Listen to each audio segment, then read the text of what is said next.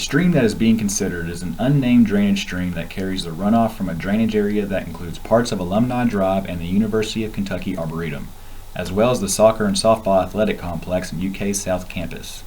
The reach consists of two tributaries that flow from two inflow culverts and then converge into one main reach, which then flows to an outflow culvert near Alumni Drive. The reach totals approximately 400 feet, including the tributaries and main reach together. The stream was assessed by the engineering team and 4 major issues were identified. These issues are a culvert in the middle of the channel, a small detention wall constructed from sandbags at the outlet culvert, bank incision at the convergence of the two tributary streams, and a lack of suitable aquatic habitat potential. The midstream culvert causes channelization of the stream and incision of the banks both upstream and downstream of the structure. The 2-foot diameter plastic culvert and gravel access path that crosses the stream approximately 175 feet into the main reach is the most influential structure on the behavior of the stream.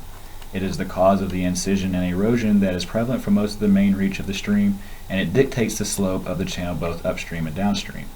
The stream would naturally be a gently sloping, meandering stream marked by depositional features and clear access to its floodplain. However, due to the presence of the culvert in the middle of the reach, the channel has become entrenched and no longer has access to the floodplain for most of its length. This problem will only continue to get worse if not addressed.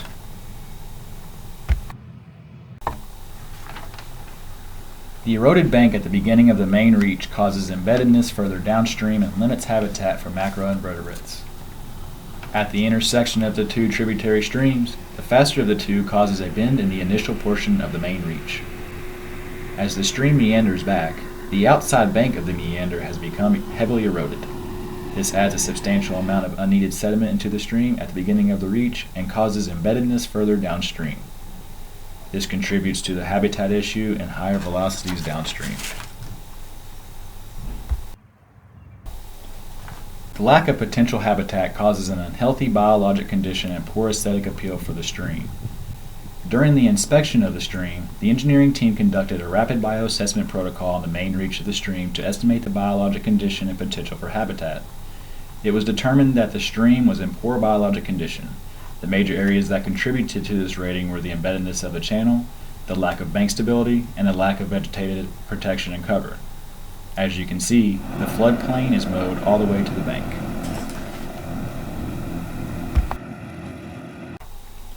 The detention structure at the end of the reach limits the outflow of the stream and causes ponding, which affects the upstream slope of the stream and its ability to carry sediment out of the reach.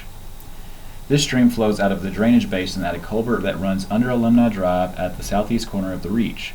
It is assumed by the engineering team that during the Alumni Drive developments that a structure comprised of several sandbags was constructed directly in front of the outlet culvert to limit the flow during construction. This detention wall was evidently left when the development was finished and has since been limiting the flow out of the stream reach.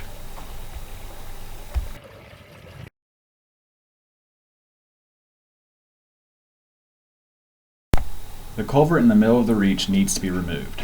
It serves no purpose in the basin as there is already an access route further down the reach below the outlet culvert. If the culvert is not removed, the entrenchment will only worsen and could eventually lead to a failure of the structure. The continued erosion of the central portion of the reach will also continue to detract from the aesthetic value of the stream. The stream lies in a highly visible area, and a natural and stable stream would be pleasing to those that see it as they pass by. To help rebuild the banks, we must excavate the eroded bank to give the stream access to the floodplain to reduce the bank stress and limit erosion. In addition to the excavation, an in-stream J-hook structure could be implemented to help the flow towards the center of the stream. This will help to dissipate the energy of the two incoming streams, and the combination of the flow being dissipated and directed to the center of the channel will serve to reduce the scour of the opposite bank and the resulting sediment load in the stream. To improve the RBP score, it is determined that the amount of sediment present in the riffles needed to be reduced. The stability of the banks needed to be stronger, and there needed to be better cover and vegetative protection. These issues are interconnected and can be solved quite simply. Planting vegetation and larger trees would increase bank stability by increasing root density, reducing erosion from runoff, and increase cover and biologic material in the stream, which improves habitat. These small fish in the stream have limited habitat and are susceptible to predators and pollution from runoff. Lastly, the removal of the outlet culvert is a simple and necessary measure that would allow the stream to flow out of the reach more naturally. This could affect the upstream section of the stream significantly and help to restore its natural behavior. There is a possibility of future development of the surrounding open field area by the university as they continue to expand the athletic complex and develop the Alumni Drive area.